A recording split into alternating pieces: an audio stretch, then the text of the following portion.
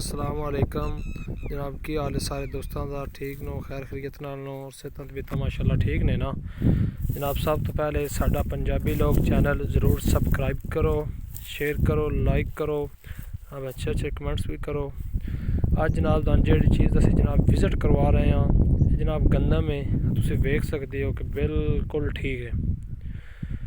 असी इन स्प्रेवां जनाब आप कोपनी दियां भी करते हैं, पैड़ी तो पैड़ी दियां भी करते हैं, लेकिन गंदम नूं नुकसान हुंदा है। सन चाहिदी है नियासवेरा दी नियासवेरा दी एक्सल और लाइम एक्स स्प्रे करनी चाहिए है। इहदे नाल वेखो गंदम खुशगवार ठीक है बेहतरीन हुंदी है। तुसीं वेख सकते हो सारा प्लाट।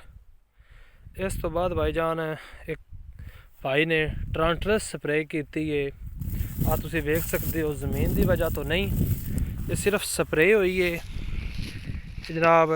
कणक जनाब खट्टी हो गई है, ठीक है। ये जनाब बैड़ियां स्प्रेवां सन नहीं करनियां चाहिदियां। या वेंदे पाओ जनाब आ बिच बिच तुहानू नज़र आ रहा जनाब सड़ गई है गंदम बिच बिच, ठीक है ठीक है। ये सन बैड़ियां स्प्रेवां जड़ियां न मिल तो जांदियां न, लेकिन सन नहीं करनियां चाहिदियां। एक फ्री भी देवे तो सन नहीं करनियां चाहिदियां भाईजान। ये भाई दे तकरीबन 12-13 एकड़ जड़ी है ना वो गंदम जनाब खराब हो गई है। तुसीं सोचो दे कि भाईजान ये पानी की वजह है, लेकिन ये पानी की भाईजान नहीं वजह, ठीक है। ये भाईजान स्प्रे वे वेख रहे हो, तो नज़र आ रहा जनाब जर्दिया बिल्कुल गंदम जड़ी है हो गई है। आ वेख लो बिल्कुल गंदम ठीक है, ठीक है जनाब। सन पैड़ियां दवाइयां जड़ियां इस्तेमाल नहीं करनियां चाहिदियां, ये फसल वास्ते नुकसानदेह होंदियां ने।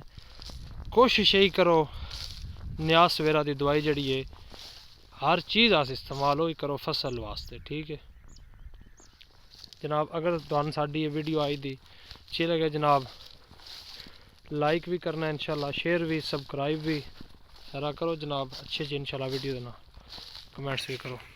अस्सलाम वालेकुम।